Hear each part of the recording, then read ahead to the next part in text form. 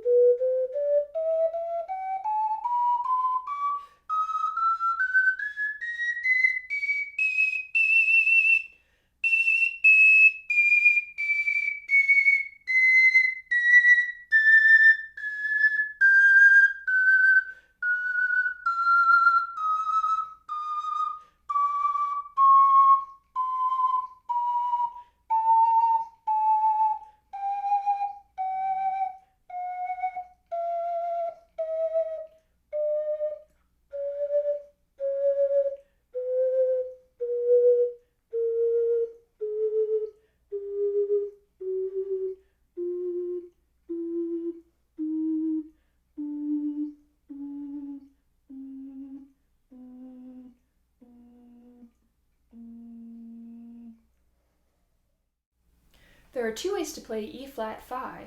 It's the highest note on the first chamber, and it's also the lowest note on the second chamber. So you can play it in the first chamber by lifting all the holes, including the left pinky. You can also play it by covering all the holes in the second chamber, including the little sub-hole. This can come in really handy in certain situations, because you can play very quickly between E and E flat without having to switch chambers. Instead of. Another really cool thing about the Maxrange triple bass is that the fingering positions are arranged to be very similar between the chambers. For example, E through C on the second chamber uses the same fingering positions as E through C on the third chamber.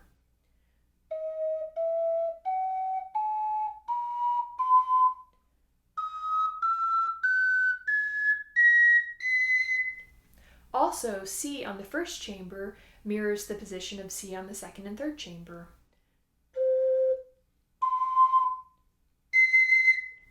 And D on the first and second chamber both require you to lift your thumb. While these may seem like small things, when reading sheet music, these patterns can help you quickly correspond the notes to the fingering system because many of the fingering positions are either the same or very similar, one octave apart. The three highest notes of the third chamber deviate from this pattern, but we'll cover that some more in the performance advice section, and I'll give you some ideas for things you can try to help really master the third chamber too. The Maxrange triple bass is 8¼ inches long, and it's about 5¾ inches wide. It weighs 1 pound and 11 ounces, which is about a half a pound less as the purple clay triple bass, which weighs in at 2 pounds and 3 ounces. Here they are next to each other for a size comparison between the two triple bass ocarinas currently offered by STL.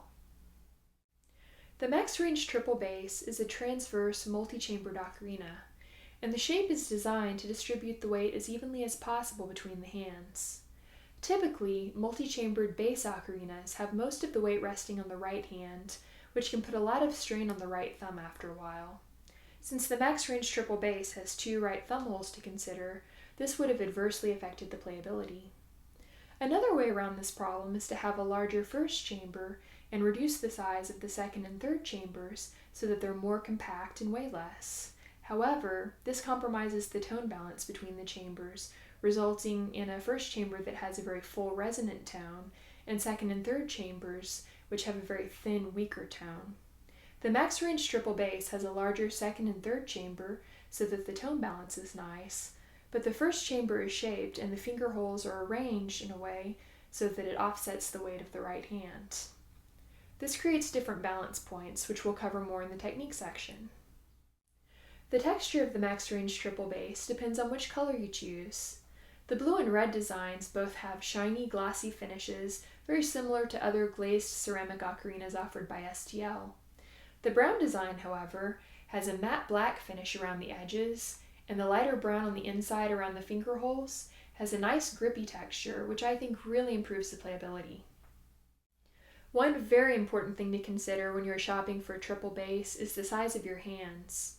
If you're a child or an adult with very small hands, unfortunately it's very unlikely that you'll be able to find any triple bass ocarina that will be comfortable for you to play. Despite the Maxrange triple being very compact for a triple bass, a single-chambered soprano or alto ocarina would be a much better choice for very small hands.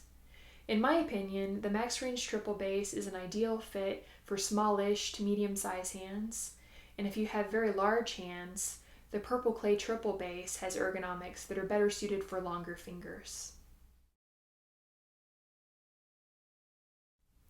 Like many bass ocarinas, the volume on the first chamber of the Maxrange triple bass is very soft and mellow. It's loud enough to perform with, but you would definitely want to be mic'd.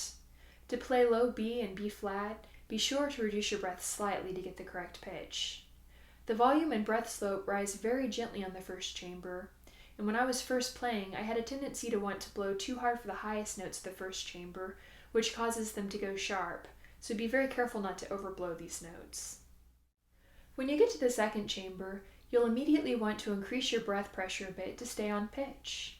This takes time and practice, but as you become more familiar with the breath requirements for the ocarina, you'll find that not only is it very well in tune, but the slight increase of breath going from the first to the second chamber helps to give the second chamber a fuller, more resonant tone that helps to better match the timbre and the volume of the first chamber. The breath slope continues to gently rise up the second and the third chamber, and you'll want to use plenty of extra breath on the highest notes of both the second and the third chamber to get a good tone. Too little breath may result in a squeaky note, so be sure to especially focus your breath on those top notes. The Maxrange triple bass is not the best choice for a beginner. In fact, it's probably the most advanced ocarina STL sells. It holds a lot of potential to anyone who is willing to put forth the effort, but I would recommend this ocarina to someone with previous woodwind experience, small to medium-sized hands, and most importantly, someone who is planning to buy just one ocarina and really stick with it. The more you play one ocarina, the more familiar you become with it. And to master the Maxrange triple bass, you'll want to be very familiar with the way it fits in your hands, and that's something that's really difficult to do if you're switching back and forth between other ocarinas. The main benefit with this ocarina is that once you do truly master it, you'll have an instrument with enough range to be able to play any piece of music you want. The Maxrange triple bass has a very warm, rich tone on the low end, and as you progress up to the high end, the tone becomes a little more crisp and chirpy. You often see this in a set of ocarinas. The deeper ones will have a mellow, more earthy sound, and the altos and sopranos will have a cheerier, brighter tone. The Maxrange triple bass doesn't have a hole for a neck strap, so you may want to practice learning to hold it over a soft surface such as a bed or a couch until you get the hang of it. If the ocarina is a good fit for your hands, then the soft padded part of your right thumb should be able to cover the chamber 2 thumb hole, with the top of the ocarina resting comfortably in the crook between your right thumb and index finger. Your right thumb stays in this position, making a good seal over the thumb hole for the chamber 2 until you reach the highest notes of the second chamber, and then when you transition from the second to the third chamber, you'll want to slide your thumb straight back until it covers the right thumb hole for the third chamber. Alright, so let's talk about the 3 highest notes, the extended range notes for the third chamber, D, E, and F. To play D, E, and F, you'll want to have the ocarina supported in a way so that you can actually lift off your right thumb hole and then your right index finger and middle finger go back down. So if you're going to only be playing these notes for a short time, then I recommend just rolling your right thumb. Either way, I mean, whichever is more comfortable. If it's more comfortable to roll it off that way, good. But for me, it's more comfortable to roll it off towards the ocarina, and then these fingers can come back down. The other way to do it, if you're going to be playing those extended notes and staying on the third chamber for a bit longer, I recommend modifying your hand position so that the left pinky and the left thumb hole are still covering the ocarina, and you actually rotate the ocarina so that it's most of the weight is on your left hand now. And then between your left hand supporting the ocarina and your lips also stabilizing the ocarina ever so slightly, then you can actually lift off your thumb and be able to play those extended range notes, and the ocarina will feel a lot more stable in your hands. By the way, one of the things I learned pretty quickly when I was playing multi-chambered ocarinas is that a big part of making a smooth transition is learning to anticipate which note comes next and trying whenever possible to have your fingers already set in that position before you switch the chamber. And that's especially important and true for the Maxrange triple bass. If you are in the third chamber and you're going to be switching down to the first chamber, it's a good idea to keep those that thumb hole in place or that left pinky in place. But also for any jump between chambers, it's a good idea to do that, and it's something that will be really useful in the long run. It may take some practice to get used to it, but it's a good skill to develop. Obviously, one of your biggest challenges with the Maxrange triple bass will be learning to successfully transition between those highest notes D, E, and F and the other notes.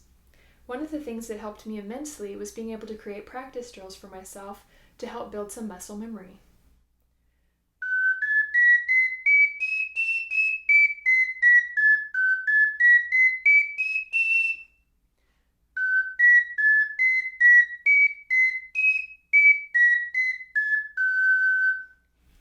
You can make it more challenging as your skills progress. Let's talk a little bit more about chamber switching. Another challenge that you'll have to overcome with any new ocarina, but especially the Maxrange triple bass, is learning to use the correct amount of breath for each note to play correctly in tune. If you have naturally good intonation, this is something that will just come with practice. If you don't, you may actually want to sit down with the tuner and make sure when you're first starting out that you're using the correct amount of breath. There are lots of free tuners available online, and there are even some apps for your smartphone. Another great way that I found to practice intonation across the chambers is to take a simple tune in a key that's easy to play and play it on each of the chambers one octave apart. For example, here is Grandfather's Dance from the Nutcracker.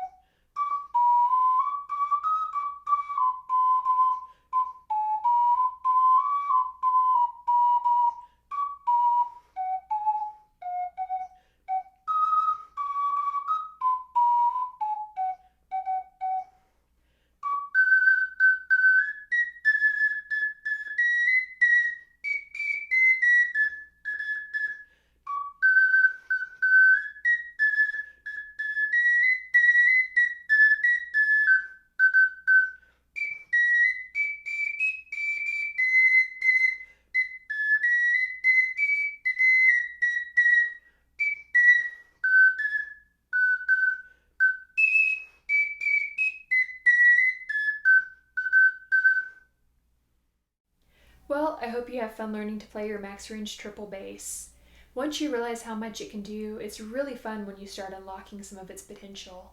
Also, if you know anyone who thinks that the ocarina is just a toy from a Zelda game and not a serious instrument, this is the ocarina that can change their mind. Well, that's it. Thanks for watching.